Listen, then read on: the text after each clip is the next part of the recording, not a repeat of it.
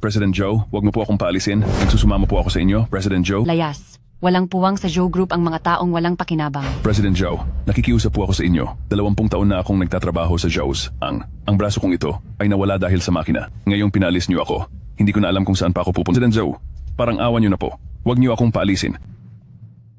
Tingnan mo nga ang sarili mo. Nasaan ang dangal mo bilang lalaki? Umalis ka na sa harap ko. Hey, President Joe. President Joe. Nagsusumamo po ako. Ang anak ko ay wala na. Pati ang asawa ko ay wala na rin. Wala na akong natitira sa buhay. President Joe, maawa po kayo. Maawa po kayo. Patuloyin niyo po ako.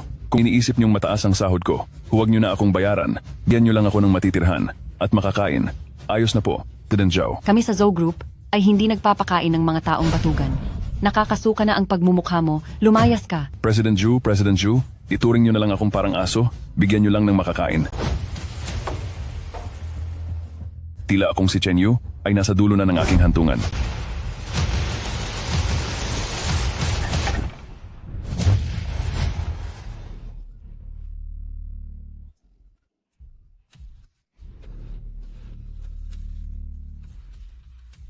Papa! Anak!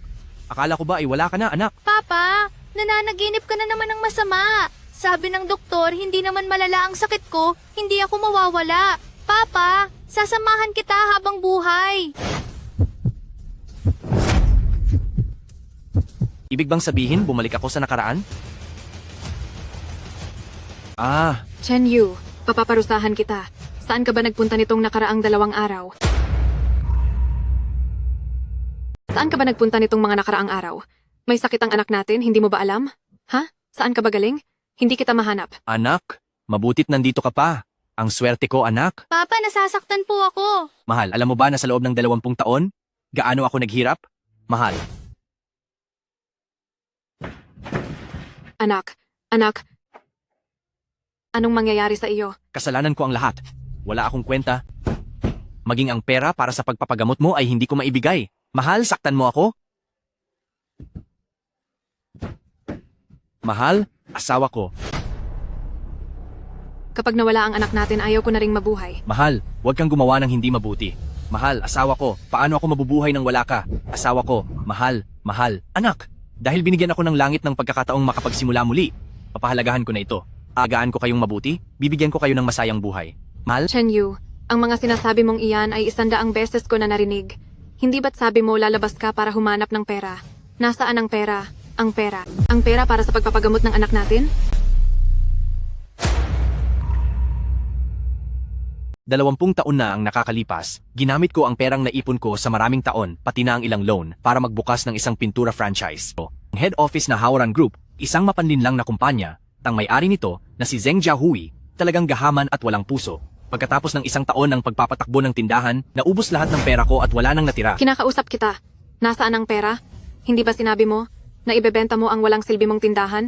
Nabenta na ba ito? Walang gustong bumili ng tindahang iyon. Ang walang hiyang si Zheng Jiahui.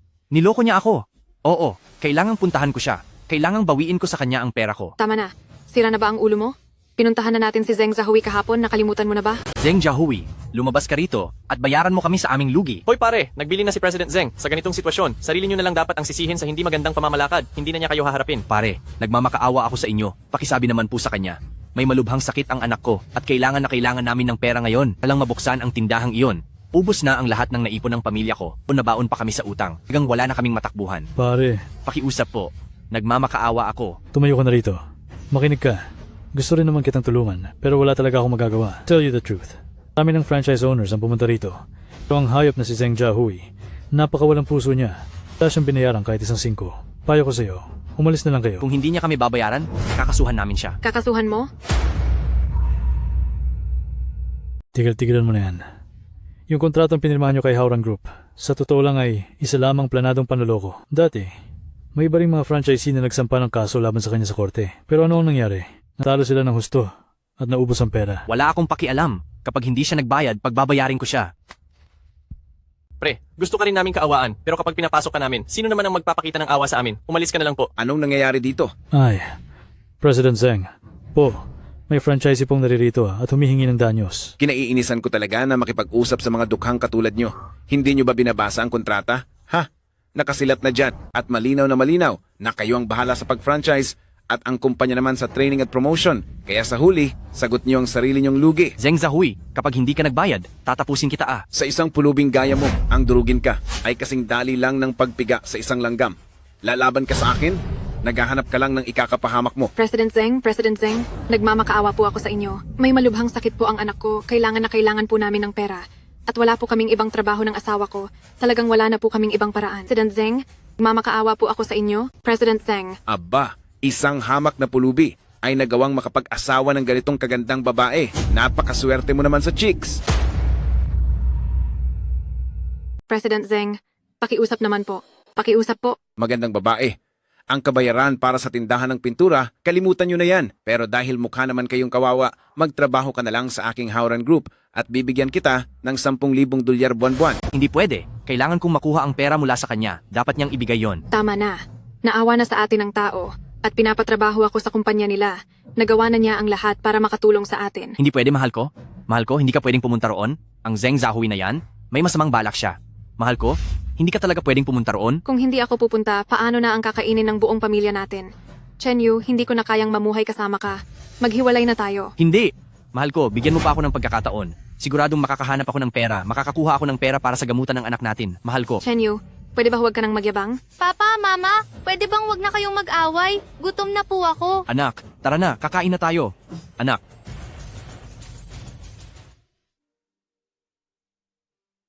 Mahal ko, bakit sabaw ng repolyo na naman ito? Sa tingin mo ba ayaw kong paglutuan ng sabaw ng manok ang anak natin? 6 na buwan na tayong walang kinikita. Nalapitan na natin ang lahat ng kamag-anak at kaibigan natin. At ngayon, ang tingin na nila sa atin ay parang isang malas. Kanino pa tayo lalapit? Mahal ko, malapit na tayong magkapera. Hello? Ito ba ang paint shop? May trabaho rito. Gagawin mo ba? Opo, gagawin ko. Pupunta na ako agad para gawin yan. Sige, mahal ko. Anak, aalis na ako para magtrabaho. Sige po, kumain ka muna bago ka umalis. Hindi ako gutom.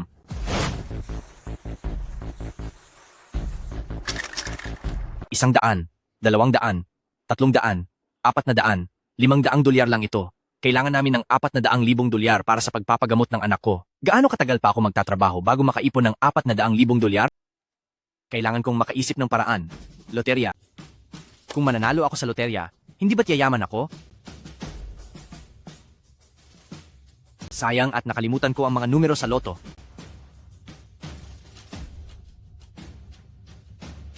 Sir, hello po. Ano po ang gusto ninyong i-order? Patingin ng menu. Titingnan ko lang. Ito po, tingnan nyo. Ang isang meal na ito ay $15. Ganito ba talaga ito kamahal? Mahal po talaga ang mga rice toppings dito. Kung ganoon, huwag ka na lang pumunta rito. Umalis ka na. Sino ang nagsabing hindi ko kayang bumili? Kung ganoon, mag-order ka na. Titingin pa muna ako. Sige, bilisan nyo ang pagbabasa diyan. Tawagin mo ako kapag nakapili ka na.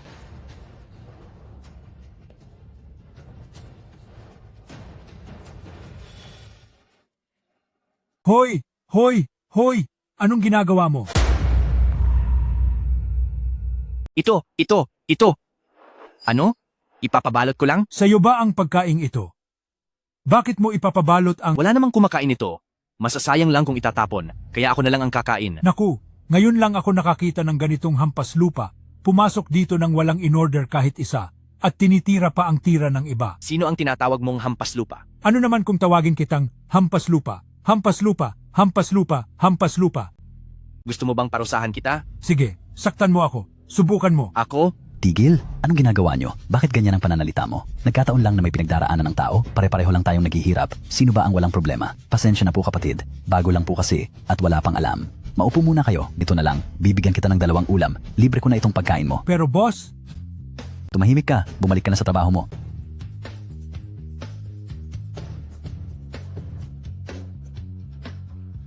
Kapatid, handa na ang pagkain mo. Nasaan na siya?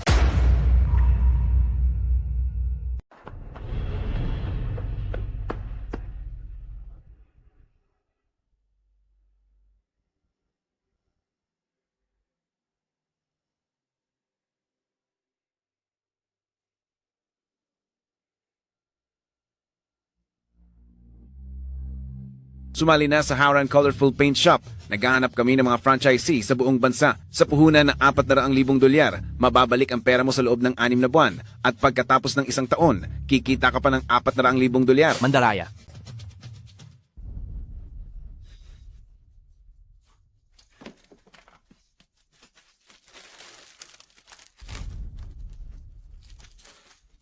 Ano yung amoy na iyon? Expired na ba ito? Ay, totoo ngang expired na.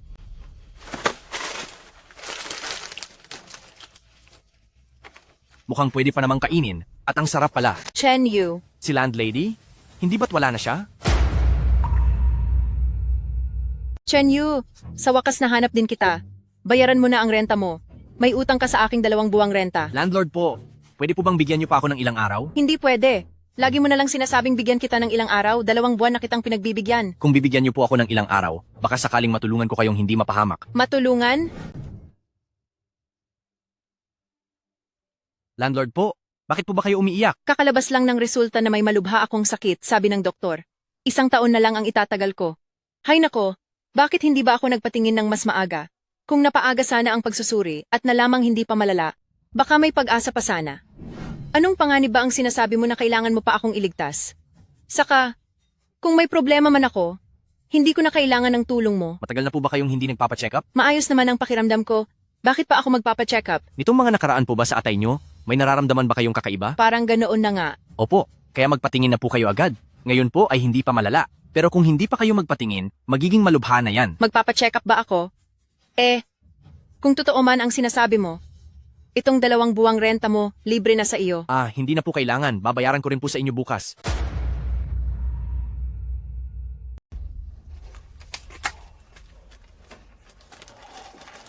Kahit hindi ko matandaan ang mga numero sa loto, pero alam ko ang lahat ng mga mahalagang pangyayari pagkatapos ng taong 2022, pwede ko itong gamitin para mag-invest sa stocks. Pero para sa unang puhunan ko sa stocks, saan naman kaya ako kukuha?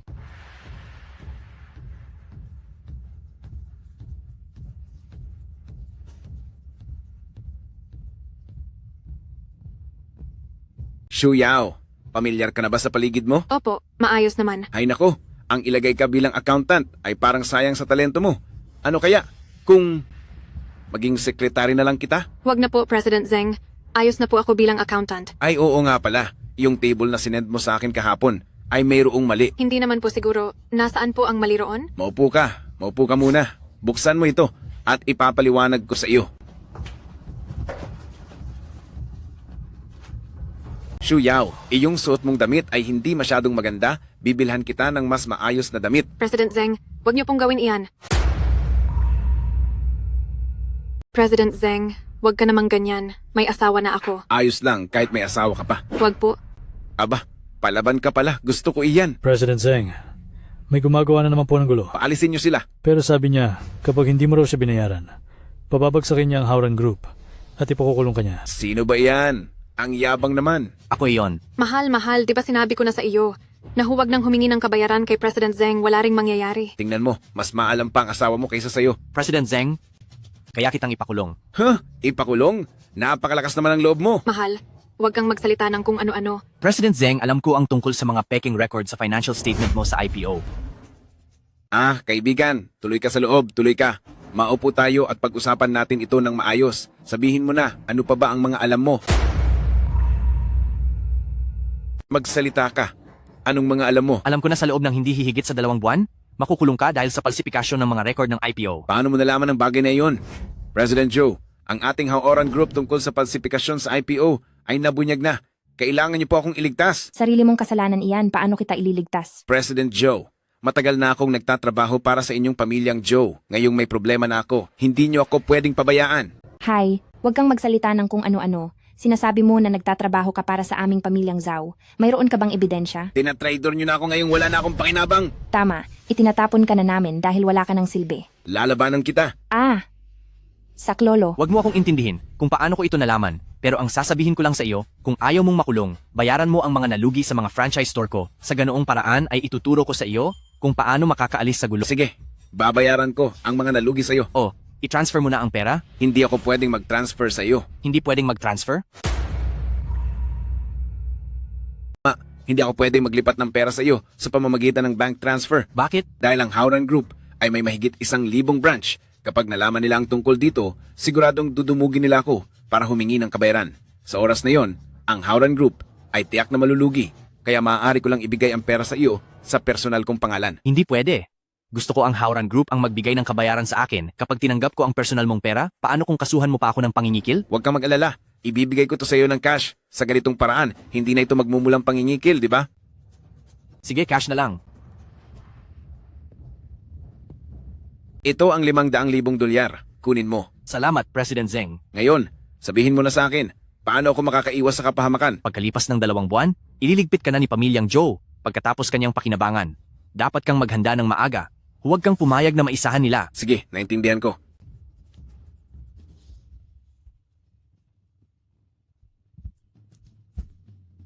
Si Shikun, mayaman na siya ngayon.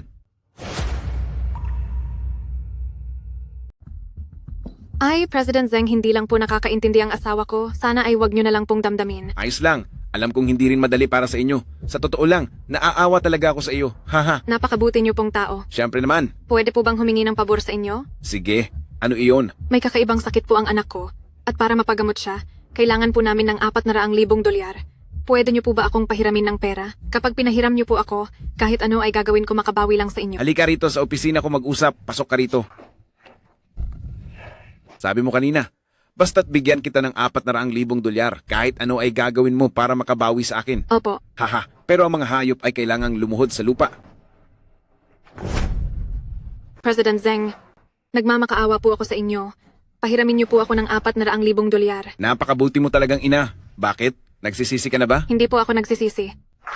President Zeng, basta't pahiramin niyo ako ng 400,000 dolyar, gagawin ko ang kahit anong iutos ninyo.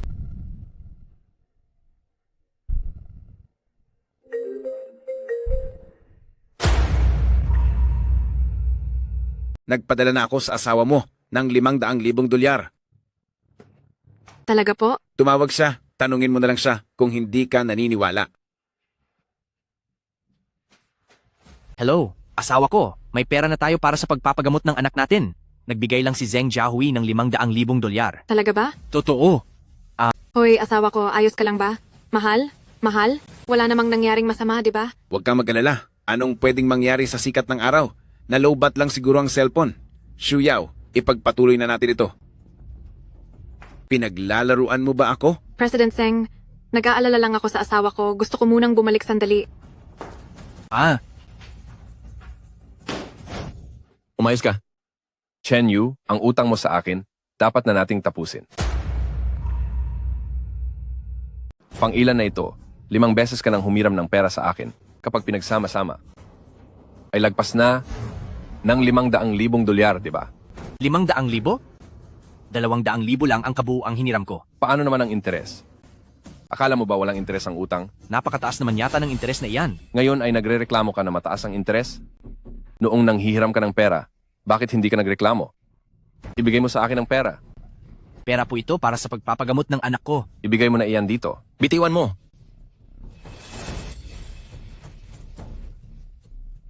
Lengkon, para sa gamot ng anak ko ang perang ito, kapag gumaling na ang anak ko, bibigyan kita ng 1,000,000 dolyar. Hindi, 2,000,000 dolyar. Ang gusto ko lang ay itong 500,000. Tara na. Lengkon, nakikiusap ako sa iyo. Lengkon, ibalik mo sa akin ang pera. Walang hiya ka.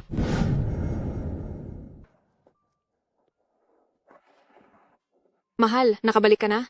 Nasaan ang pera? Nakasalubong ko si Lengkon. Sabi ni Zeng Zahui binigyan kanya ng 500,000. Nasaan ang pera?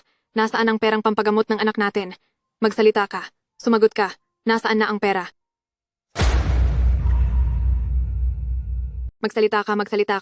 Nasaan ang pera? Pasensya na. Pasensya na talaga asawa ko. Ano ba ang silbi mo sa akin? Asawa ko? Huwag kang mag-alala. Gagawa ako ng paraan para sa pera.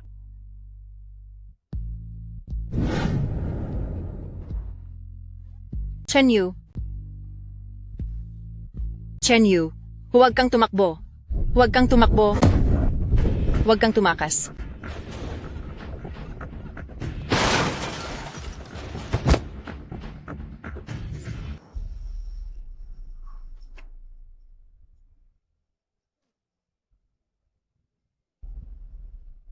Chen Yu, okay ka lang ba?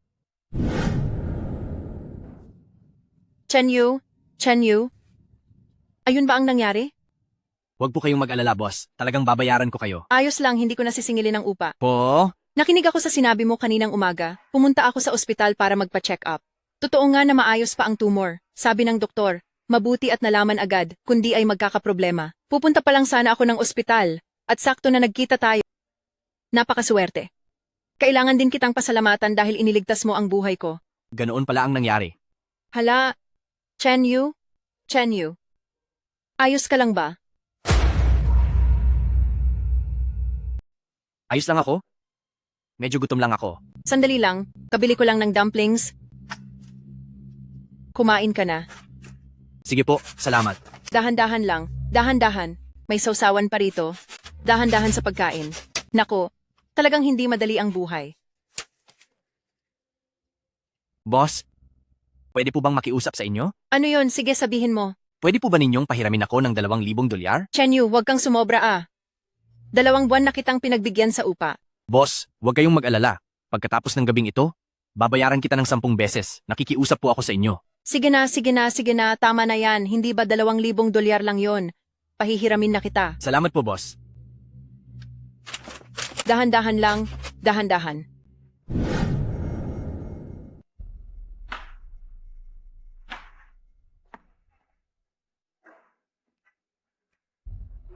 Uy, kaibigan, mayroon ka bang gustong ibenta? O may napusuan ka bang gamit dito? Sir, narinig ko kasing mayroon daw kayong isang tanso na takuri mula sa dinastiyang Song. Mayroon nga kaming tanso na takuri mula sa Song. Pero pinaka-importanteng gamit namin yun dito sa shop. Kaya mo ba yung bilhin?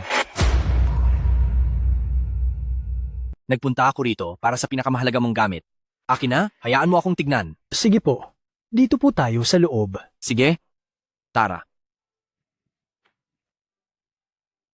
Ito po, ang pinakamahalaga naming pag-aari.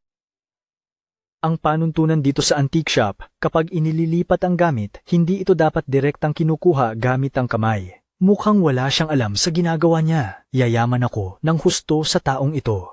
Mag-ingat po kayo. Sige, titignan ko itong mabuti. Wala nga siyang alam, puro lang siya porma, at walang alam na tinitignan. Ni hindi man lang niya alam na tignan muna ang ilalim. President Joe, ito po ang listahan ng presyo para kay Longteng Group. Pakitingnan po. Menger, Papa, nandyan ka na pala.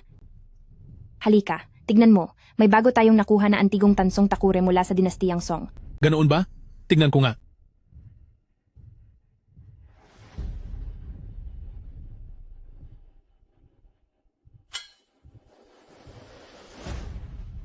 Nako, Menger, ang tansong takure na ito ay panggaya lamang. Ano?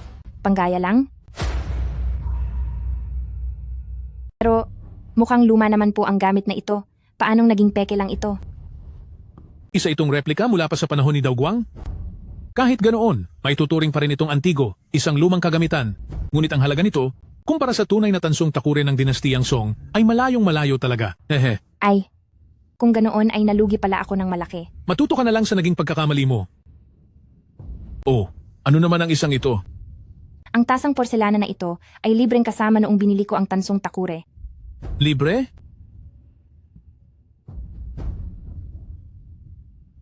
Menger? Napakaswerte mo. Isa itong ruyaw? Isang ruyaw mula sa Northern Song? Chen Yu, lumabas ka muna. Sige po. Boss, ang tansong takuri nyo ay may problema. Pamana pa ito ng mga ninuno ko. Anong magiging problema nito? Mukhang bago pa ang tansong takuri na ito para sa akin. Bago, ano ang ibig mong sabihin? Ang tansong takuri na ito ay isang huwad lang, hindi ba? Nagsisinungaling ka. Nagsisinungaling man ako o hindi? Hindi ba't alam mo na ang totoo sa loob mo? Isa ba siyang eksperto? At nakita niya agad ang sikreto nito sa isang tingin lang. Kahit na isa lang itong huwad, sa nakikita kong pagkakagawa nito, ay medyo nagustuhan ko pa rin ito. Gawin natin ito, magbigay ka ng presyo, at kukunin ko na. Dahil alam mo na ang totoo, hindi na ako ang magbabanggit ng halaga. Kayo na po ang magbigay ng presyo nyo. Sige. 100,000 dolyar. Huwag mong sabihing 10,000 dolyar lang. Hindi pwede iyan. Ang 10,000 dolyar, kulang pa iyan sa naging puhunan ko. Ang sabi ko ay 1,000 lang. Paano naging posible iyon? Hindi ko ibebenta kung bababa sa 3,000. 1,000 lang, ibebenta mo ba o hindi? 2,000. Sige, kung 2,000, 2,000. Pero, dahil sa 2,000 dolyar, dapat ay may ibigay kang libre sa akin. O, tingin ko ay ayos ang isang ito. Hindi pwede ito. Akala mo ba ay tanga ako? Ang bagay na ito ay di hamak na mas mahal kaysa sa tansumong pitsel. O siya? Kung ganoon ay itong maliit na tasa, pwede na ba? Pwede na ang isang ito, ibibigay ko na sa'yo. Sige. Kung ganoon, bayad muna bago makuha ang gamit. Tama, abutan tayo ng bayad at gamit. Sige po.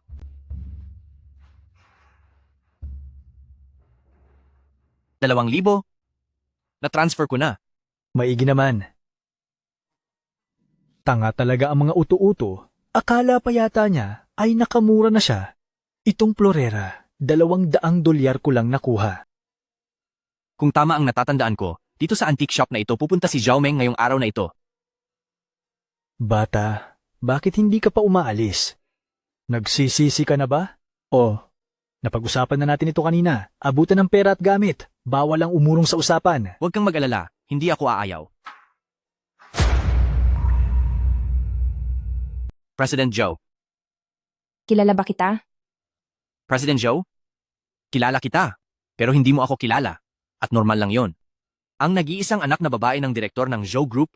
Sino ba naman ang hindi nakakaalam sa inyo? At sino ba ang hindi makakakilala sa inyo? Binili mo ba itong tansong pitsel? Noon ko pa tinitignan itong tansong pitsel na ito, hindi lang ako nakapagdesisyon agad na bilhin ito. Hindi ko akalain na mauunahan mo pala ako. Ikaw maaari mo ba itong ibenta sa akin? Ang isang ito po ba? Alam ko na medyo nakakahiya itong hinihiling ko. Kaya lang, gustong-gusto ko talaga ang tansong pitsel na ito. President Zhou, na magustuhan niyo po ang pitsel na ito, ay isang malaking karangalan para sa akin. Ganito na lang, magbigay po kayo ng presyo. Ano sa tingin mo? Kung $2 milyong? $2 milyong? $2 milyong? Parang hindi po yata tama ito. Kulang pa ba sa tingin mo? Maari ko pang dagdagan ng kaunti. $2,500,000 Hindi. $2,600,000. Hindi po. Hindi ito tama. Oh, pwede ko pang dagdagan ng halaga. Naku, hindi po. Mali po ang iniisip nyo. Sinabi kong hindi ito tama dahil hindi ito usapin ng pera? Sabi ko nga, sa President Zhou, na magustuhan nyo ang pitsel na ito, ay napakalaking swerte na para sa akin. Paano naman ako makakahingi ng ganoong kalaking presyo? Ganito na lang, $1 milyong na lang? Ituring na natin itong pakikipagkaibigan. Naku, nakakahiya naman po. Huwag na po kayong mahiya sa akin. Sige na nga. Tinatanggap ko na ang pakikipagkaibigan mo. Ililipat ko na ang pera sa account mo ngayon din. Sige po. Sandali lang, President Joe. Huwag na huwag kang maglilipat ng pera. President Zhou, itong tansong pitsel na ito ay hinding-hindi mula sa Song Dynasty. Isa lamang itong peke. Kanina lang, binili ko lang ito sa kanya sa halagang $2,000. Dati, hindi ba't lagi mong sinasabi sa akin na ang tansong pitsel na ito ang pinakapremyadong gamit sa tindahan mo? Hindi ba't binibiro lang kita? Niloloko mo ako. Hindi ba't?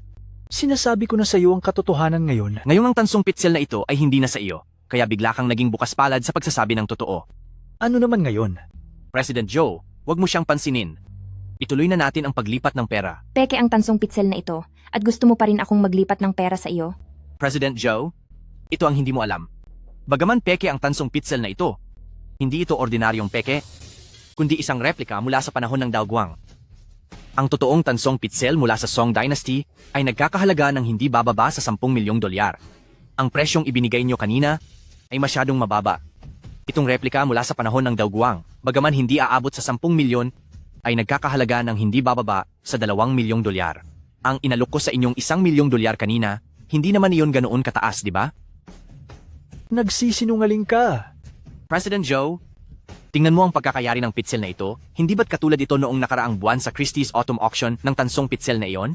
Medyo magkamukha nga. Ito, anong nangyayari rito? Hindi ko na ito ibebenta.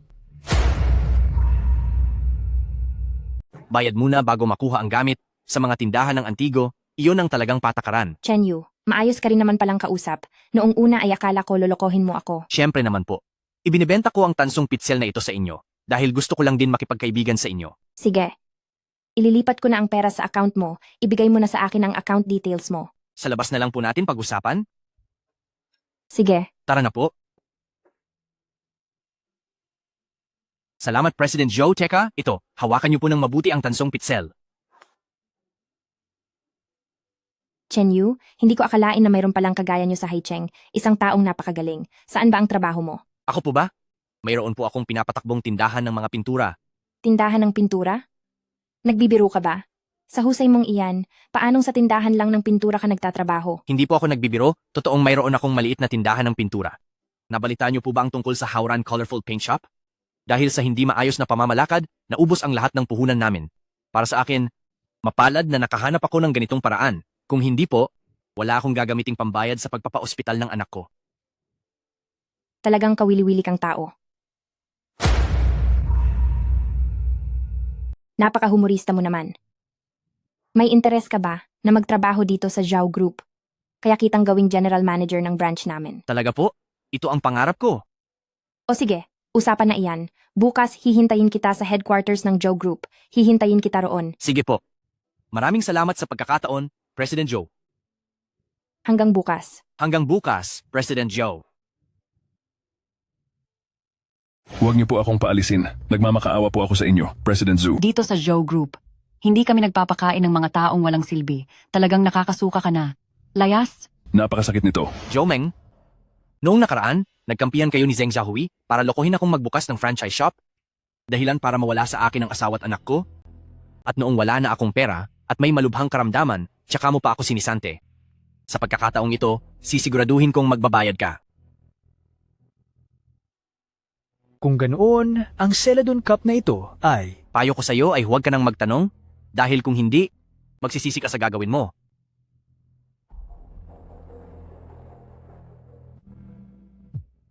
Uy, President Zeng, huwag. Hala, President Zeng, huwag. Sumigaw ka pa. Dahil gusto kong marinig ang sigaw mo.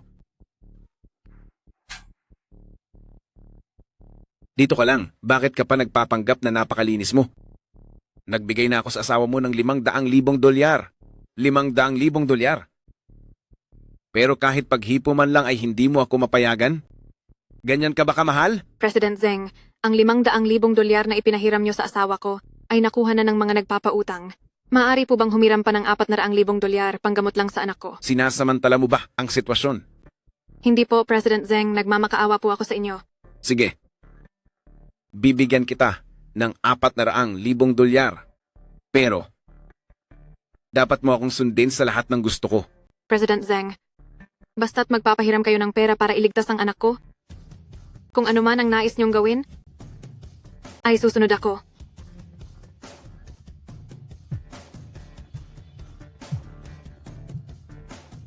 Ang asawa ko, Huwag mong ibaba ang tawag. sa tingin ko ay wala naman itong gagawing importante. Ayos lang po, President Zeng. Ituloy niyo lang. Hindi. Gusto kong sagutin mo iyan. Anong nangyayari? Hindi pa rin niya sinasagot ang tawag ko. May nangyari na kaya sa kanya? Sagutin mo.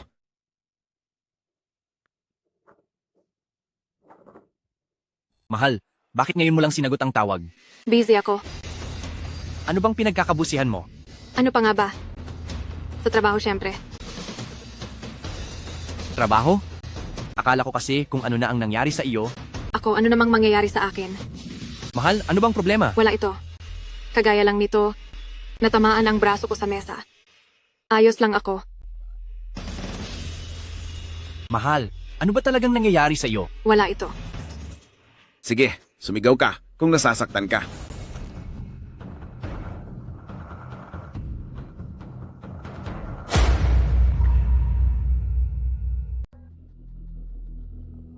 Asawa ko, bakit parang may naririnig akong boses ng lalaki? Nagkakamali ka lang, busy pa ako, hindi na ako makikipag-usap sa'yo. Hala, huwag mo munang ibaba.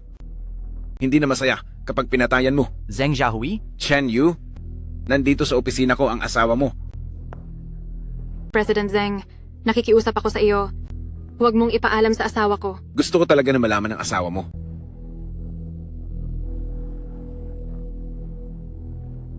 Sagutin mo. President Zeng, Sagutin mo.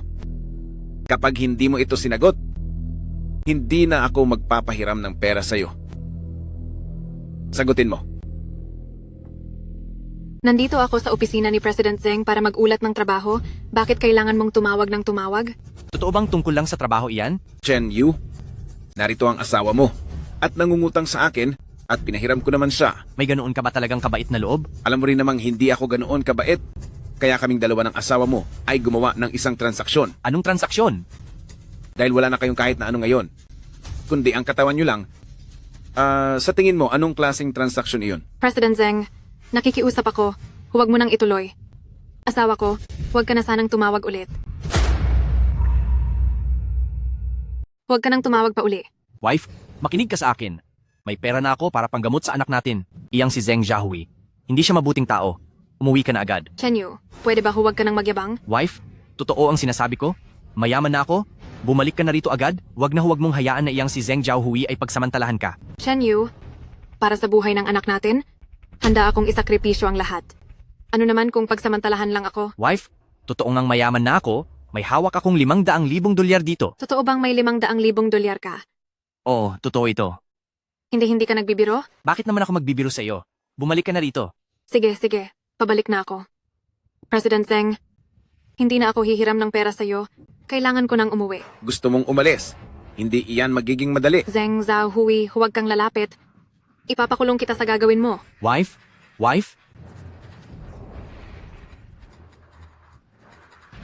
Pumunta kayo sa Howrah Group, bilis. Sige po.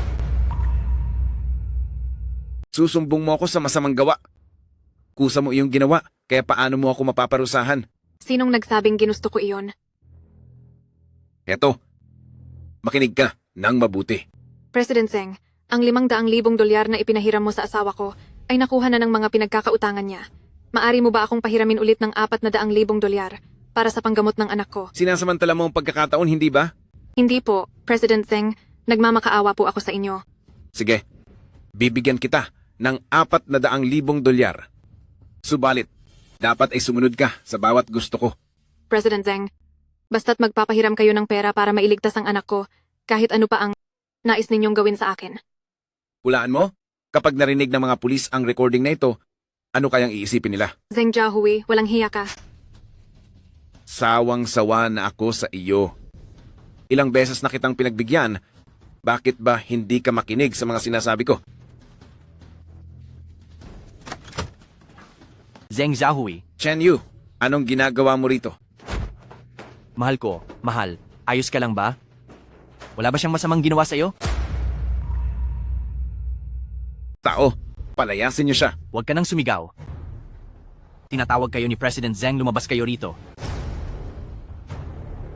Bakit nakatayo lang kayo dyan? Palayasin niyo siya. Hindi ba kayo makikinig sa akin? Sige, sisibakin ko kayo sa trabaho ngayon din. President Zeng, hindi mo na kami kailangan sibakin. Nandito kami para magbitiw sa trabaho. Ito ang sulat ng pagbibitiw namin. Paano itong nangyari? Hoy, lumabas ka rito. Ikaw na naman. Alis. Mga kuya, maawa naman po kayo. Ang masamang tao na si Zeng Jiahui, may masama siyang balak sa asawa ko. Bro, naawa rin kami sa'yo. Pero wala kaming magagawa. Nagtatrabaho lang din kami. Magkano ang sweldo niyo sa loob ng isang buwan? 2,000 dolyar, bakit? Ganto? Bibigyan ko kayo ng tig 20,000 dolyar bawat isa. Hayaan niyo na akong pumasok, pwede ba? 20,000 dolyar? Boss, kung bibigyan nyo kami ng 20,000 dolyar, mula ngayon ay kayo na ang aming amo. Ano ang gagawin niyo? Asawa ko, patawad? Huli na ako nang dumating? Huwag kang matakot. Asawa ko, walang problema. Sabi ng doktor, maayos lang ang lahat, kaya huwag kang mag-alala, ha? Huwag kang kabahan. Ayos lang ako, mahal. Hindi ako kinakabahan. Hindi ka kinakabahan?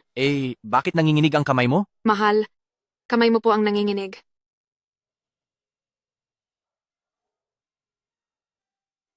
Dok, kamusta po ang operasyon? Naging matagumpay ang operasyon.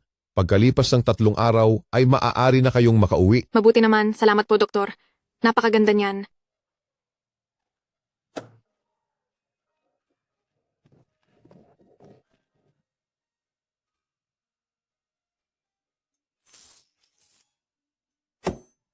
Mahal, gusto mo bang tulungan kita? Hindi na. Sabi ko naman sa'yo. Ako ang bahala ngayon, kayong dalawa ng anak natin ay maghihintay na lang kumain. Sige, hihintayin namin yan. Sige. Nandito na ang sabaw ng manok. Ang bango naman. Mabango ba? Kung mabango, kumain ka ng marami. Halika, anak. Asawa ko? Ito na. Kamusta ang lasa? Mahal, gaano pa ba karaming bagay ang tungkol sa'yo ang hindi ko pa nalalaman? Sis, ano naman ang dapat kong ipagtapat?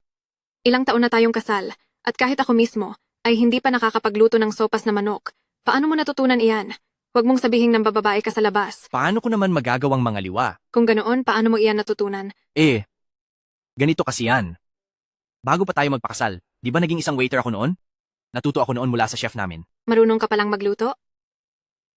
Bakit sa tagal nating kasal, ay palagi mo akong niloloko na hindi ka marunong? Di ba, lalaki ang nagtatrabaho at babae ang sa bahay? Anong tungkulin sa bahay ang sinasabi mo? Sa tingin ko, pinaglalaruan mo lang ako. Pama, bakit na naman kayo nag-aaway? Anak, hindi mo naiintindihan? Ito ang lambingan namin ng nanay mo. Anak, halika, kumain ka lang ng dahan-dahan. Siya nga pala, mahal. Mahal, kumain ka rin nitong kidney. Pampalakas ito. Mrs.? Mukhang hindi ko na kailangan kumain yan? Palagay ko, kailangan mong lumakas. Kung ayaw ni Papa, ako na lang ang kakain. Huwag, hindi mo ito kailangan. Hindi mo iyan pwedeng kainin. Bakit naman po hindi?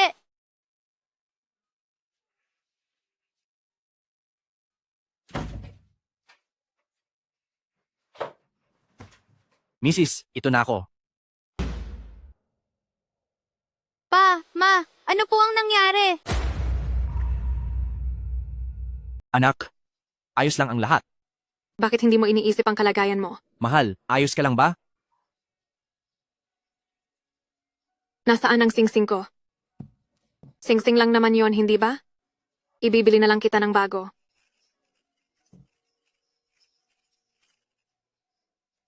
Alin ang gusto mo? Ma'am, sir, ang tindahang ito ay isang mamahaling tindahan ng hiyas. Hindi kami nagtitinda ng mumurahin. Hindi rin kami bibili ng mumurahin. Mahal, tingnan mo kung anong gusto mo. Pumili lang kayo, kung may pambili ba kayo.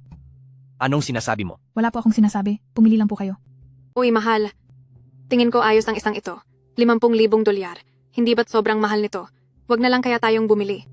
Huwag magmayabang kung walang pambili. Sinong nagsabing wala kaming pambili? Ito ang kukunin namin. Babayaran ko na. Mahal ko. Yung perang nakuha mo sa diskwento, pagkatapos ibawas ang ginastos na 200,000 dolyar para sa anak natin, ay wala na gaanong natitira. Kaya kailangan nating magtipid sa paggastos. Huwag kang mag-alala. Nag-invest ako sa stocks nitong nakaraang 2 araw at kumita ulit ako ng 200,000 dolyar. Talaga? Siyempre naman. Ang galing mo talaga, mahal ko. Wife, ipinapangako ko na gagawin kita bilang pinakamasayang babae sa buong mundo. Ano pang tinitingin-tingin nyo? Bayad na. Opo, sir. Sandali lang.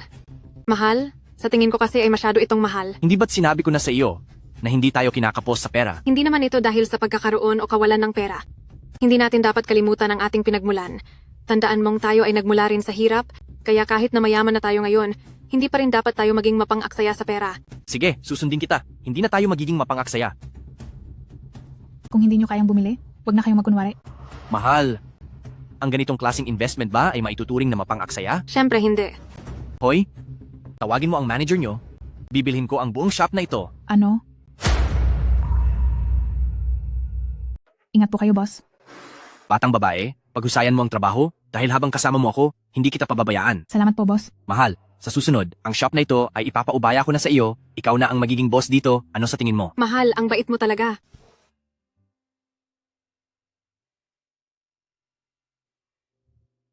Magandang araw. Kayo po ba si Chen Yu? Oo, ako nga. Nagbukas kayo ng isang branch ng Hauran Colorful Paint Shop, di ba? Oo, pero matagal na akong tumigil doon. Bakit? Hindi ako customer, katulad mo rin ako.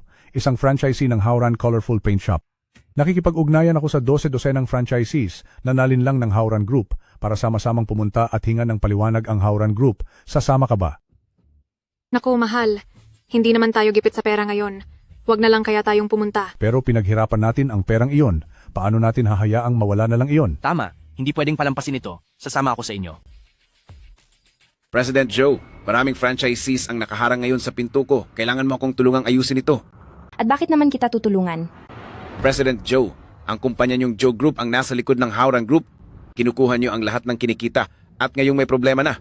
Dapat kayo rin ay managot. Hindi niyo pwedeng hayaang ako lang ang sumalo ng lahat ng sisi. Ikaw nga ang pansalo ng sisi. At bilang tagasalo ng sisi, dapat tanggap mo na iyon. Kapag oras mo na, huwag ka nang magreklamo pa. President Joe.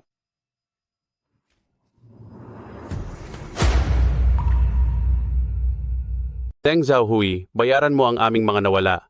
Bayaran mo kami. Sa opisyal na dokumento, ito ay nakasulat ng napakalinaw. Kung gusto niyo ng pera mula sa akin, idemanda niyo ako sa korte. May lakas ka pa ng loob na banggitin ang kontrata. Iyon ay isang bitag na ginawa niyo para sa akin. Mga kasama, turuan siya ng leksyon. Anong gagawin niyo? Hoy, sandali! Tigil na, wag na. Tama na, mga kasama. Kapag napuruhan siya ng husto, kanino pa tayo hihingi ng bayad? Zeng Xiaohui, sasabihin mo ba kung kailan mo ibabalik ang aming pera? Hindi sa ayaw kong bayaran kayo. Talagang wala lang akong pera para pambayad. Ayaw mo pa rin magbayad? Sugurin siya. Hoy, sandali lang muna. Ako na ang makikipag-usap sa kanya. Chen Yu, Zeng Xiaohui, gumawa tayo ng kasunduan. ano na naman ang binabalak mo? Wala akong pera. Kahit na ipakulong mo pa ako, wala pa rin akong maibabayad. Alam ko na hindi ikaw ang utak sa likod nito, kaya kahit ipakulong ka namin, ay wala ring saysay iyon. Anong balak mong gawin? Gusto kong bilhin ang Howran Group. Ano? Chen Yu, ginagawa ba niya ito para tulungan akong makawala sa sitwasyong ito? Bakit niya kaya naisipang tulungan ako? Hayes, bahala na nga siya. Sasakyan ko na muna ang trip niya. President Chen, totoo po bang bibili kayo ng Howran Group? Kung ganoon ay doon na lang tayo sa loob mag-usap ng masinsinan, maaari po ba? Sige. Hoy, siya narinig niyo ba? Bibili raw siya ng Howran Group. Ganoon ba siya kayaman? Baka nagyayabang lang siya. Chen Yu, isa ka lang ding franchisee. Biktima ka lang din katulad namin. Saan ka naman kukuha ng pera para bilhin ang Howran Group? Alam ko na, tinutulungan niya lang ang taong iyan na makatakas. Nagkakamali kayo. Talagang bibilhin ko ang Howran Group. Chen Yu, totoo bang may sapat kang pera para mabili ang Howran Group? Oo naman meron. Kahit pa sabihing mayaman ka, hindi mo dapat bilhin ang Howran Group. Lugi na ng todo ang Howran Group at sira na ang imahe nito. Wala na itong halaga. Salamat sa paalala mo. Pero buo na ang desisyon ko. Bibilhin ko ang Howran Group. Chen Yu, kailangan mong panindigan ang mga sinabi mo. Ang salita ko ay batas at hindi ko ito babawiin. Tara, samahan mo akong kumuha ng pera. Zeng Xiaohui, hindi ka pwedeng umalis.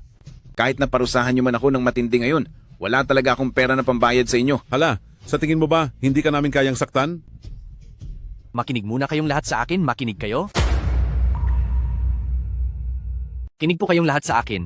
Kung parurusahan niyo siya ng sobra, hindi nito masosolusyonan ng problema, hindi ba? Magtiwala po kayo sa akin. Kapag nabili ko na ang Howran Group, ayusin ko ng tama ang lahat ng problema ninyo. Maari po ba? Sige, nagitiwala ako sa iyo, Chen Yu. Pero kapag hindi mo ito naayos, ikaw ang hahanapin namin. Oo, sa iyo kami babalik. Sige po. Kung may anumang problema, lapit lang kayo sa akin. Maari ba yon? Sige, sa iyo kami lalapit. Alis na. Chen Yu, salamat sa pagliligtas sa akin ngayon. Padadalhan kita ng $500,000 pag alis ko. Mauuna na ako. Teka, bakit ka aalis? Ang kasunduan natin ay hindi pa tapos. Chen Yu, umaarte ka pa rin ba? Tama na. Seryoso ka bang bibilhin mo ang Howran Group? Siyempre naman. Chen Yu, alam kong kamakailan lang ay sinuwerte ka sa mga antigo at kumita ka ng $1,000,000. Ang $1,000,000 ay sapat lang pampagamot sa anak mo. Pero ang pangarap mong bilhin ng Howran Group ay isang malaking biro. Ano man ang sabihin mo sa Howran Group, isa pa rin itong malaking kumpanya. Kahit na humihina na ang negosyo nito, ngunit kung wala kang $100,000,000, ay wag mo na itong pangarapin. $100,000,000? Madali lang yan. Talaga bang mayroon kang $100,000,000? Nagbibiro ka lang siguro. Kukuha na ako ng pera ngayon. Magpapalit lang ako ng bihis. Sumunod ka sa akin.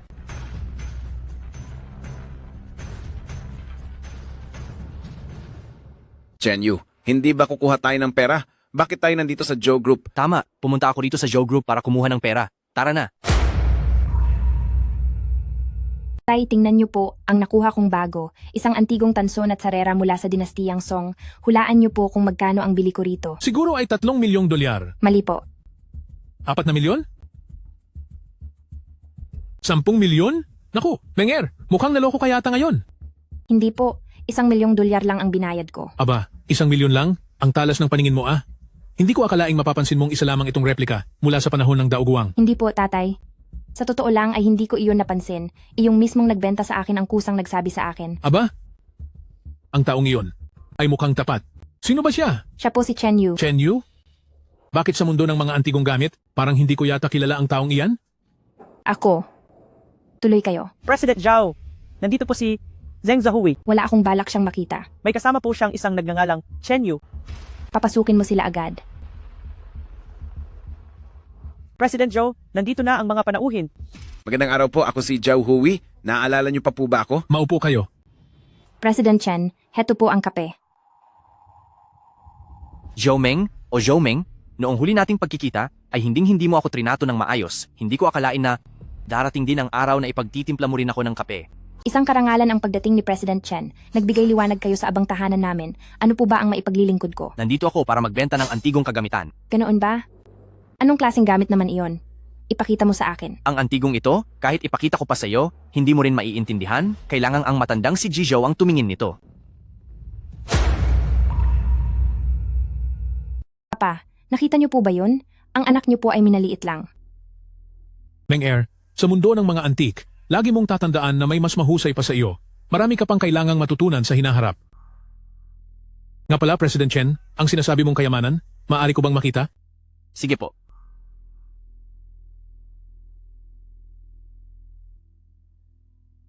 Hindi ba't isa lang itong lumang baso?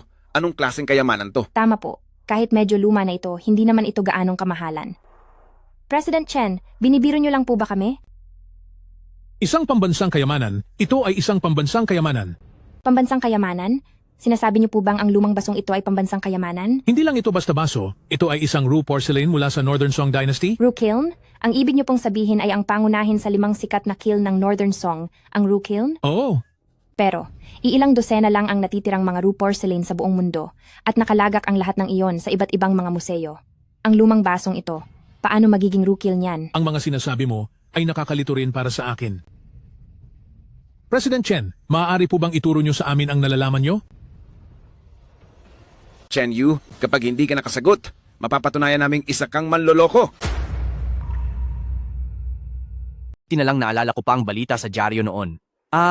Ganito kasi yon, itong Rukil Celadon Cup na ito ay kinuha ng unuko sa Qing Dynasty na si Xiao Dejiang palabas ng palasyo. Pagkatapos, ipinamana ito ni Xiao Dejiang mula sa kanyang sarili papunta sa kanyang pamangkin. Kilala ko ang taong si Xiao Dejiang. Ano nang nangyari pagkatapos? At pagkatapos noon, ang apo ng pamangkin ni Xiao Dezhang ay ipinagbili ito sa isang antique dealer. Ipinagbili naman ito ng dealer sa isang antique shop at ang shop naman ang nagbenta nito sa akin. Ito ba yung nakuha mo noong binili mo? Yung tansong takure? Oo. Kaya naman pala. President Chen, itong napakahalagang kayamanan na ito, handa mo ba talaga itong ibenta sa akin? Siyempre naman. Sige, magbigay ka na ng presyo. Sige, maglalabas na ako ng presyo. Ang gusto ko ay $200 milyong. 200 milyon? Napakalaking halaga niyan. Ang ibig kong sabihin wala ang kumpanyang Zhou Group ng ganoon kalaking cash ngayon. Tama? Totoo iyon? Sige, kung ganoon, gawin nating $100 milyong na lang. At ang kabilang $100 milyong ay ipapalit na lang natin ang Howran Group. Nagbibiro po yata kayo. Hindi naman amin ang Howran Group. Paano namin iyon maibibigay sa inyo?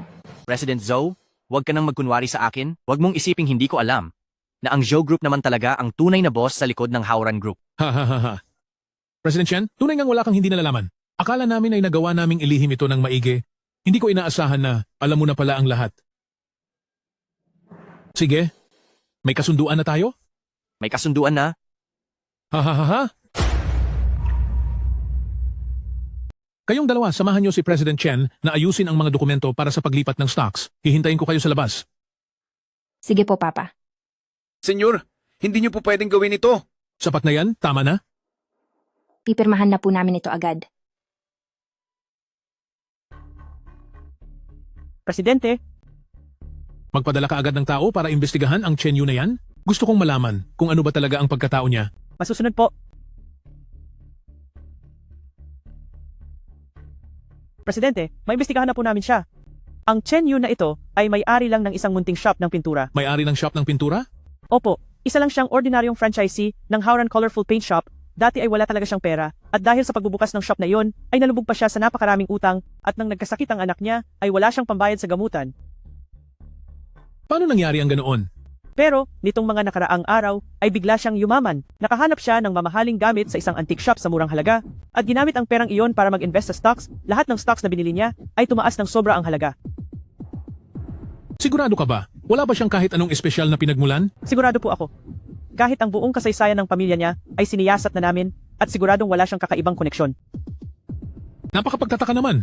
Papa, Amo? tapos na po ang kontrata. Kailangan nyo na lang po itong pirmahan at matatapos na ang transaksyon. Sige.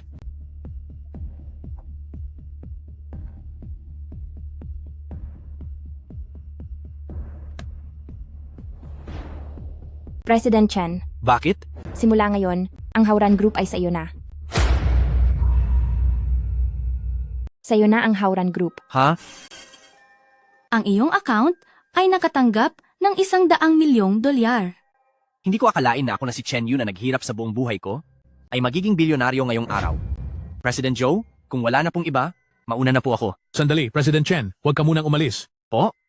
President Joe, may kailangan pa po ba kayo? Oh, maupo ka muna. Alam mo, kahit na ito ang unang pagkakataon na nagkita tayo, pero nararamdaman kong may koneksyon tayo, parang matagal na tayong magkakilala. Kaya naman, mayroon sana akong munting kahilingan, hindi ko alam kung ayos lang bang sabihin ito. Ano po iyon?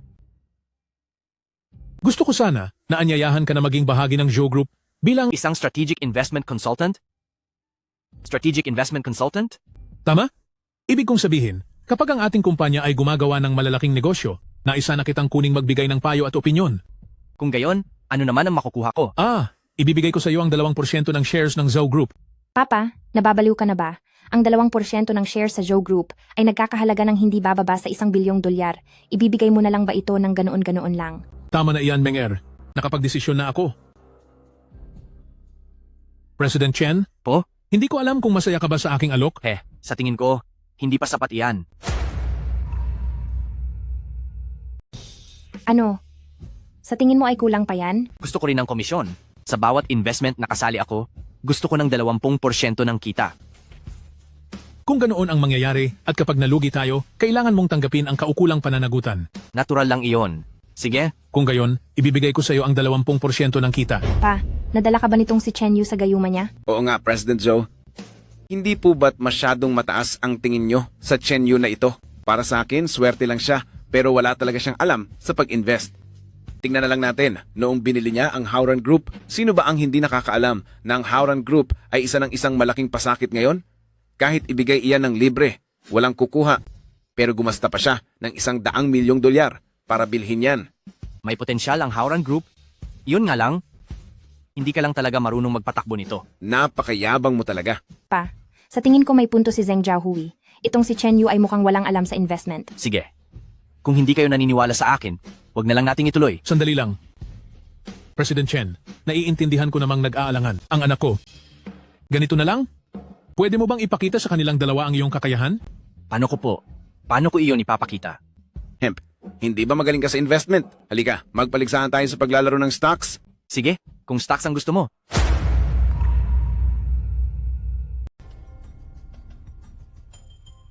Chen Yu, anong mga stocks ang binili mo? Binili ko ang Zhongwei Technology. President Joe, sabi ko na nga ba at walang alam sa pag-invest ang batang ito, di ba? Zhongwei Technology pa ang binili mo. Hindi mo pa ba alam? Malapit ng patawan ng Amerika ng sanction ng stock na ito, ang Zhongwei Technology. Maging basura na ang stock na yan agad.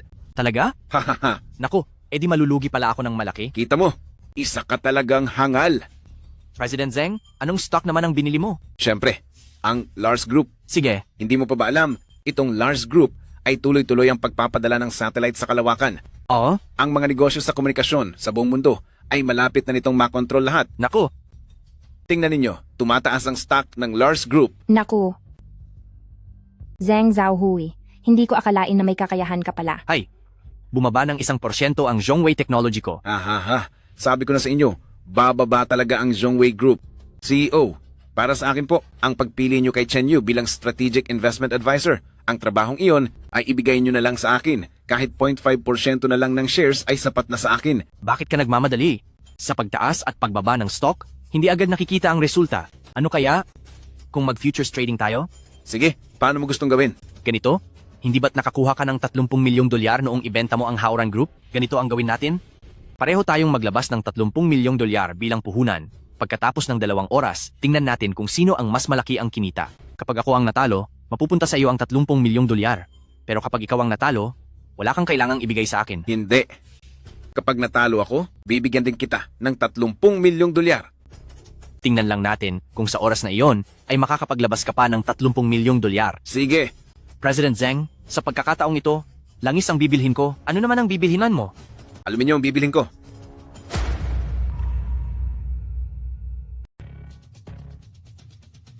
Tumataas na. Tumataas ang presyo ng langis ng 10%.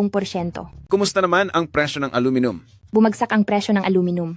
Gaano kalaki ang ibinaba? 80%. Paano bumagsak ng ganoon kalaki?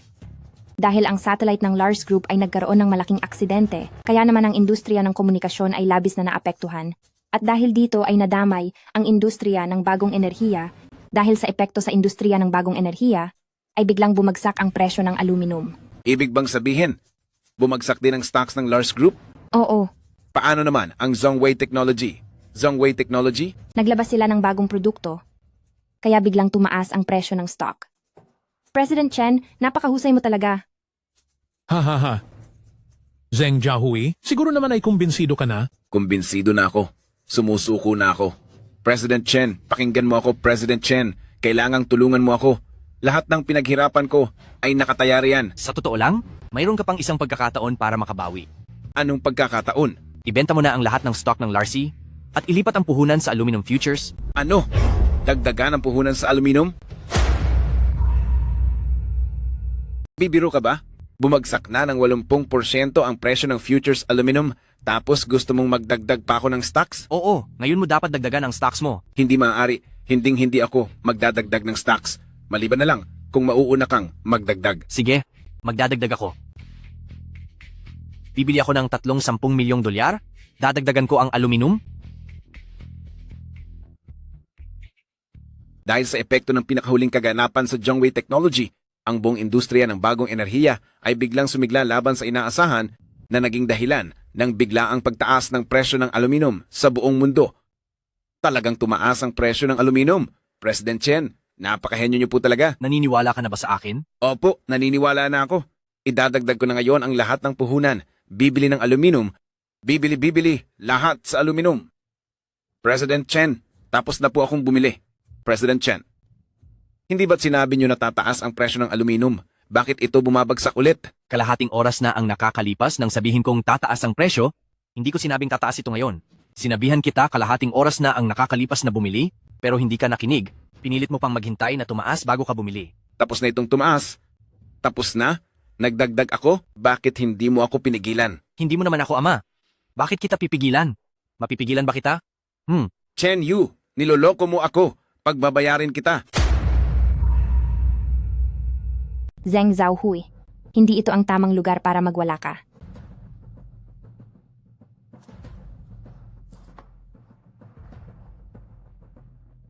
Tapos na ang lahat. Wala na. Tapos na ang lahat. President Chen, maayos lang po ba kayo? Bakit naman hindi ako magiging maayos?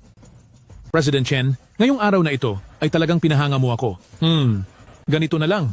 Simula sa araw na ito, ikaw na ang aming magiging strategic investment consultant sa Zoo Group. Sige. Siyempre, isa ka na ring stockholder namin. Sige po, salamat po, President Joe. Dahil magkatrabaho na tayo, parang magkapatid na tayo simula ngayon, tawagin mo na lang akong Brother Joe. Sige po, Brother Zoe, ha. Jomeng, o Jomeng, tingnan mo. Ngayon ang tatay mo ay itinuturing na akong parang kapatid, kaya nagmula ngayon pamangkin na kita, haha. Salamat sa inyo. Aalis na ako. Huwag na kayong mag-abalang ihatid ako. Aalis na ako. Mag-iingat ka. Hahaha. Pa, balak nyo ba talagang ibigay ang 2% ng share sa kanya lahat? Siyempre, natatakot pa nga ako na baka kulangan siya at hindi pumunta. Kailangan nating mag-isip ng mas epektibong paraan para makuha ang loob niya sa atin. Paano naman natin gagawin iyon? Para talagang mapanatili siya sa panig natin, kailangang maging bahagi siya ng pamilyang Zhao bilang isang manugang. Pa, gusto nyo bang ipakasal ako sa kanya? Pero, may asawa na siya. Ano naman kung may asawa na siya?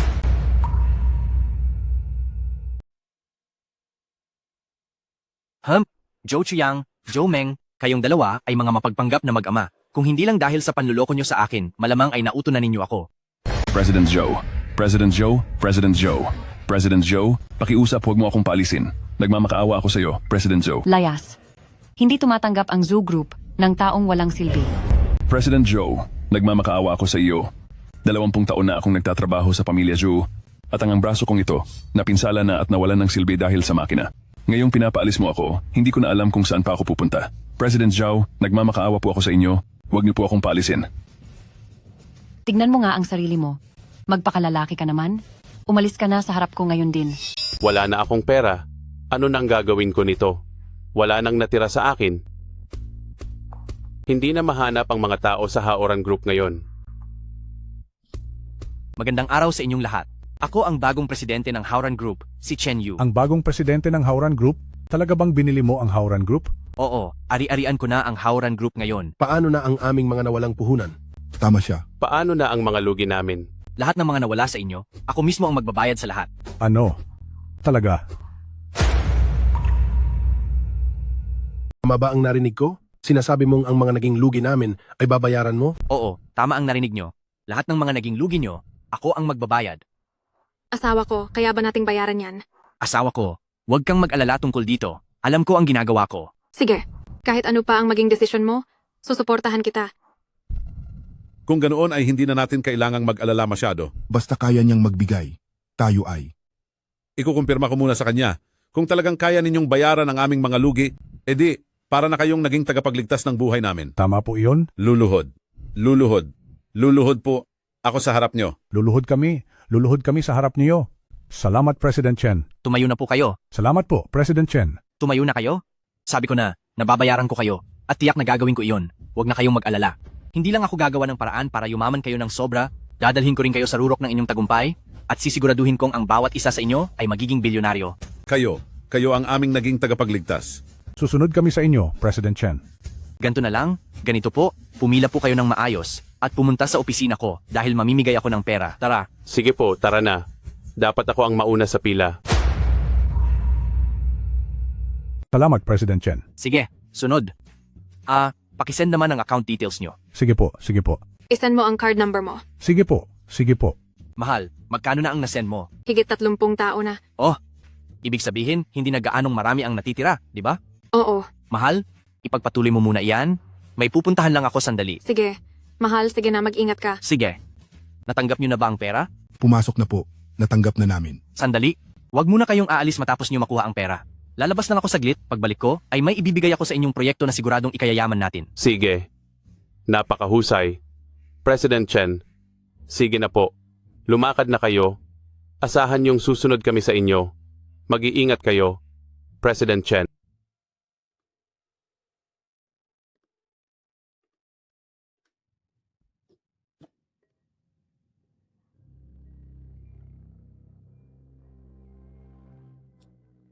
Noong nakaraan, dito mismo ako tumalon. Kung hindi ako nagkakamali, ang inventor ng bagong uri ng pintura na ito ay tumalon din dito. Nasaan ang tao? Ha?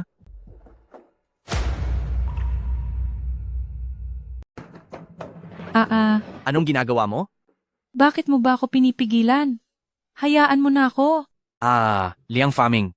Bakit mo ba balak tumalon sa ilog? Dahil sa kabila ng talento ko, hindi pa rin ako napapansin.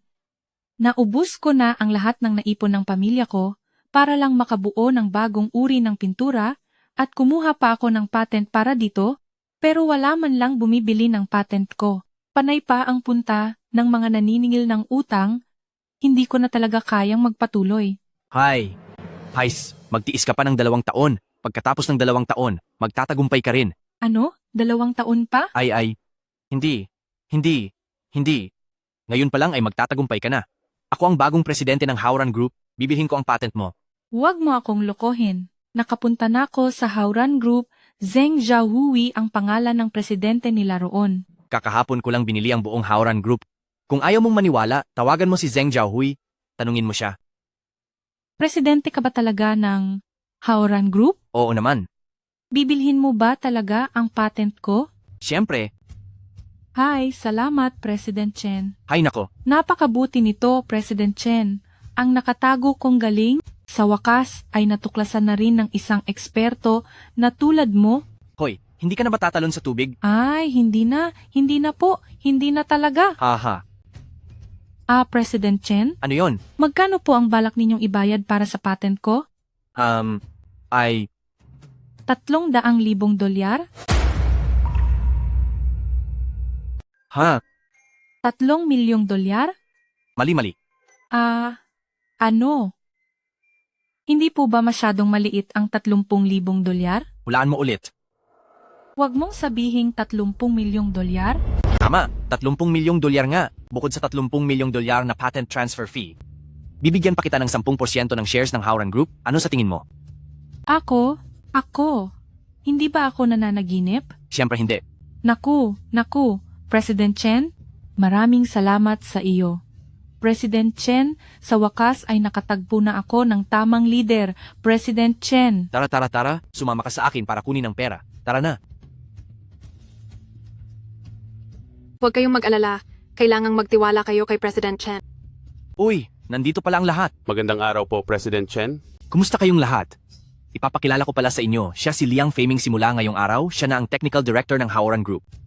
Bigyan natin siya ng isang masigabong palakpakan. Welcome po. Welcome. Sige, oo nga pala, itong si Liang Feiming ay nakatuklas ng isang bagong uri ng pintura.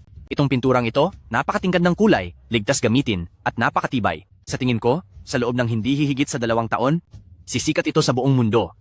Pagdating ng panahong iyon, yayaman tayong lahat. Nako, napakaganda niyan. Ayos. Pero sa tingin ko, dapat nang isara itong Howran Group. Anong sabi mo? Ang sabi ko, kailangang isara ang Howran Group. Paalisin niyo siya sa harap ko. Sandali. President Chen, namamali lang po kayo ng intindi sa ibig kong sabihin. Magpaliwanag ka? Ang ibig ko lang pong sabihin, itong Howran Group, hindi ba't ang walang hiyang si Zheng Zhaohui ang nagpangalan niyan? Ano? Iniisip ko po na dapat humanap tayo ng bagong pangalan. Ganoon ba? Kung ganoon, anong pangalan ang naiisip mo? Kumusta naman ang Innovation Group? Parang hindi maganda. Kung ganoon, humanap tayo ng mas matunog at malakas. Tawagin natin itong Baki Group. Hindi rin maganda? Masyadong baduy? Para sa akin, bakit hindi natin tawaging Zenlong Group? Ang nag-iisang makapangyarihang dragon na lulipad ng napakataas. Ayun. Maganda yan. Napakahusay. Sige, simula ngayon, ang itatawag na natin ay Zenlong Group. Ang makapangyarihang dragon na lulipad ng napakataas. Ayos. Ang makapangyarihang dragon na lulipad ng napakataas. Mahusay. Dito na muna nagtatapos ang lahat. Tapos na ang pulong.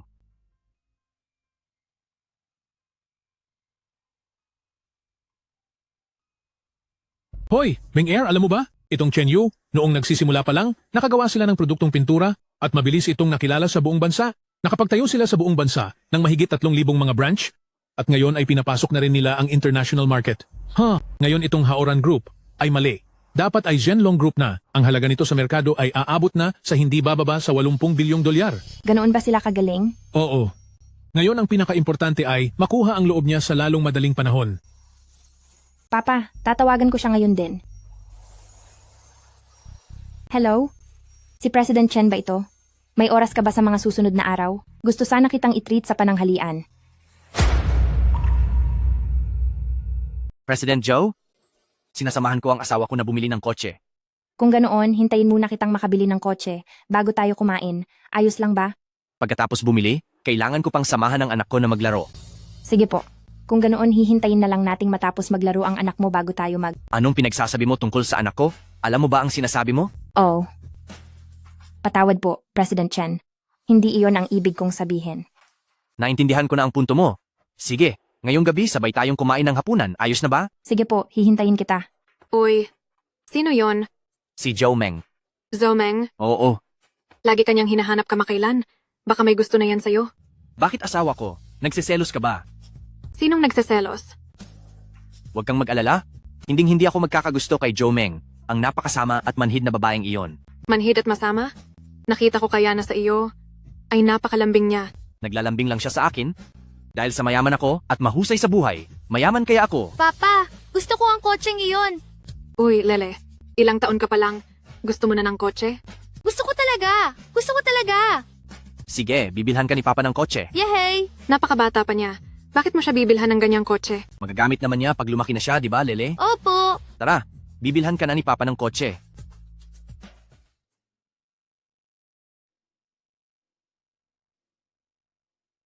President Chen, nandito po ako.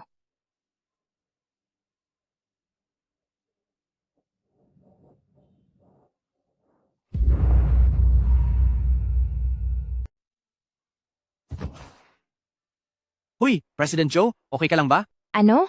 Pasensya na po, President Chen. Halos-halos mabangga ko na po kayo. Wala yon. Pasok na tayo para kumain.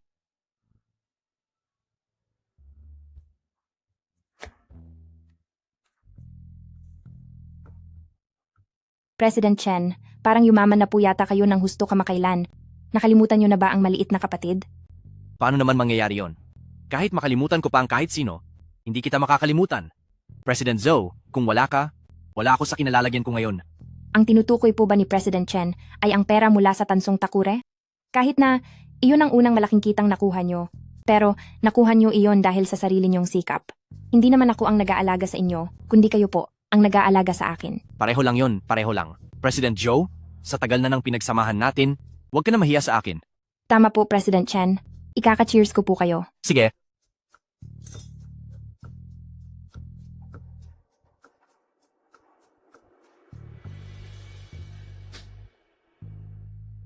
President Chen, pakiramdam ko kasi, parang mayroon kang kakayahan na makita ang hinaharap. Ha?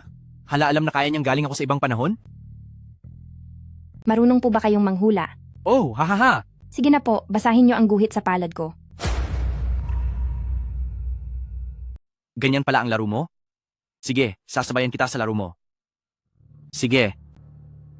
President Joe, ano ba ang gusto mong makita? Ang tungkol sa iyong karera o ang tungkol sa iyong buhay pag-ibig? Pareho na. Unahin na natin ang karera. Sige.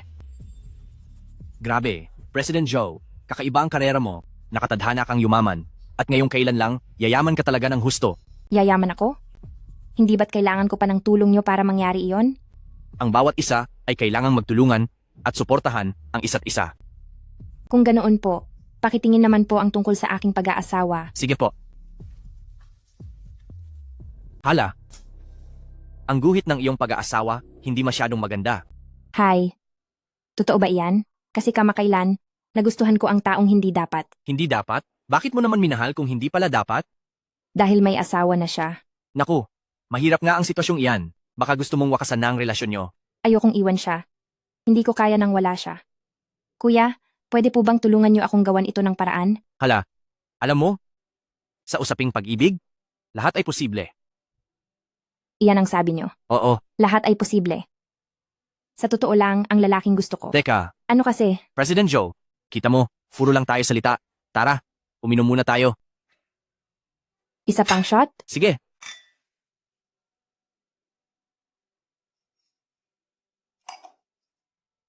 Iyong sinasabi ko kanina, hindi pa ako tapos. Ang lalaking mahal ko ay walang iba kundi ikaw.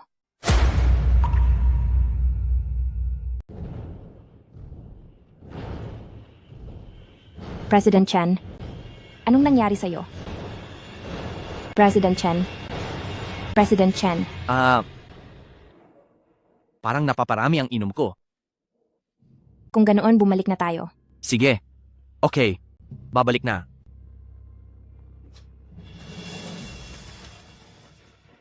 Hala, ayan. Huwag mo akong alalayan.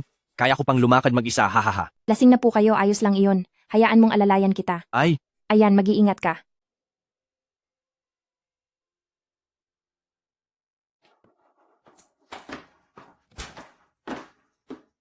Dito tayo.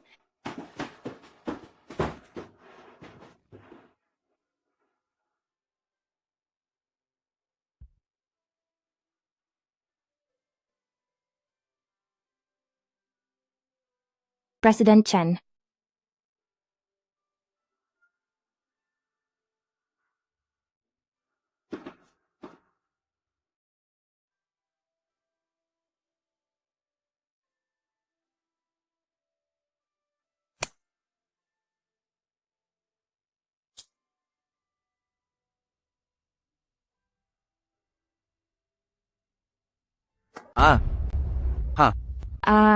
Anong ginagawa mo rito? Oo nga, bakit ako nandito? Chen Yu, ang bastos mo. Hoy, President Joe. Ha? Ay, pasensya na, President Joe. Iyon, uy. Wala namang nangyari sa ating dalawa, di ba? Nasa kama na tayo. Tapos sasabihin mong walang nangyari? Ha? Kung ganoon, ano ang dapat kong gawin? Ako. Gusto kong maging responsable ka. Responsable? Paano ako magiging responsable? Dapat. Dapat mo akong pakasalan. Ha? Hindi pwede? Hindi pwede? Kasal na ako. Si Xu Yao, ang legal kong asawa. Sabi nga nila sa kasabihan, hindi dapat tinatalikuran ang asawang nakasama sa hirap, hindi ako makikipagdiborsyo. Kung ganoon, ayos lang. Kahit hindi tayo magpakasal. Pero dapat mo akong bayaran. Sige, sabihin mo ang presyo mo, ibibigay ko ang kahit magkanong halaga na gusto mo. Chen Yu, anong tingin mo sa akin? Masamang babae? Hindi sa ganoon, President Zhao. Kung ganoon, paano ba kita dapat bayaran? Ikaw? Hindi ba't marunong kang mag-invest? Ha? Tulungan mo akong mag-invest. Sige, ibinebenta na ang Dahe Group. Pwede kang bumili habang mababa pa ang presyo. Dahi Group? Oo, Nakita ko na ang report nila. Napakapangit nito. kung wala kang tiwala sa akin, kalimutan na lang natin ito. Teka. Naniniwala ako. Sige, bumili na tayo. Pero dapat bumili ka rin. Kung magkano ang bibilhin ko, ganoon din ang bibilhin mo. Mukhang hindi ka pa rin talaga naniniwala sa akin. Sige, bibili ako. Magkano ba? Bibili ako ng 10 bilyong dolyar. 10 bilyong dolyar. Oo, Ganoon ka talaga kakumpiyansa. siguradong panalo ito. Sasabay ka ba? Sige, bibili na rin ako. Ayan na nga. Hehe. Nger, napakalaking halaga ng investment nito. Paano mo nagawang magdesisyon ng mag-isa? Sabi ni Chen Yu, siguradong kikitang-kita raw ito. 10 bilyong dolyar yan. Sigurado ka ba na hindi lang ito pakana niya para linlangin ka? Nag-invest din siya ng 10 bilyong dolyar. Papa, tingnan mo. Tumaas nga ang stocks ng Dahi Group mula 8 dolyar bawat stock, naging 10 dolyar na. Aba, Hindi nga ako niloko ni Chen Yu. Naku, bakit biglang bumagsak? Mula 10 dolyar, bumagsak sa 1 dolyar. Diyos ko. Tapos na ang lahat, ubos na tayo. Anong gagawin natin pa? Dali, tawagan mo na siya ngayon din. Opo. Grabe.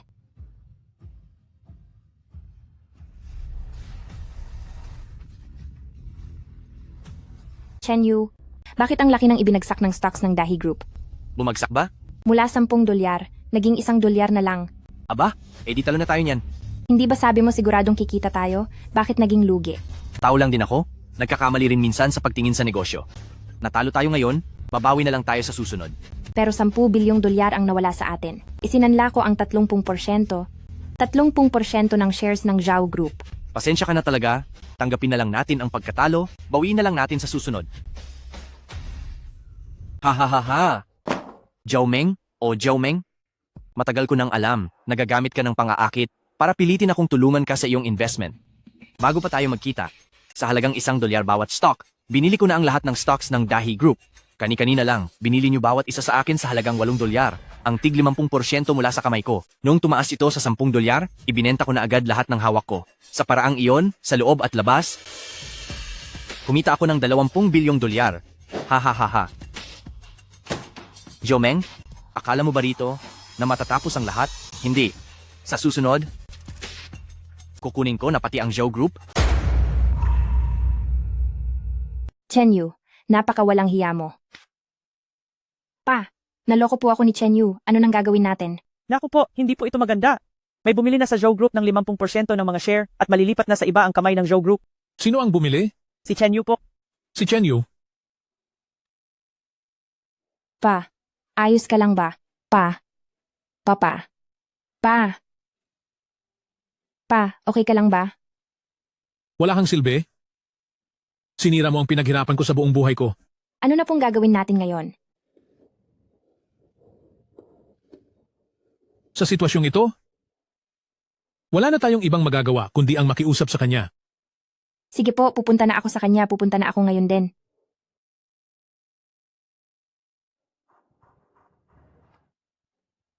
President Chen, nagmamakaawa ako sa iyo. Huwag mo namang hayaang mabangkarote ang pamilyang Zhao. Layas. President Chen, President Chen, wala naman kaming ginagawang masama sa iyo. Hindi mo naman kailangang ubusin kami ng ganito. Walang ginagawang masama? Sinong nagsabi sa iyong wala tayong atraso sa isa't isa?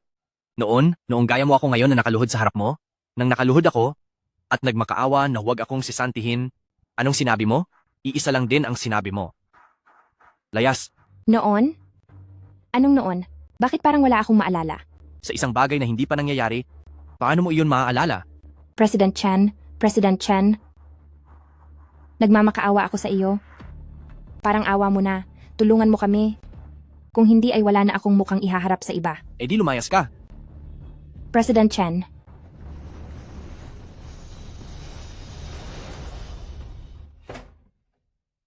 Mahal, anak, nandito na ako. Mahal? Anak? Mahal ko? Nasaan sila? Zheng Jiahui, Chen Yu, ang iyong asawa at anak ay nasa kamay ko na. ano? Ha ha ha ha ha. Ha ha ha ha ha.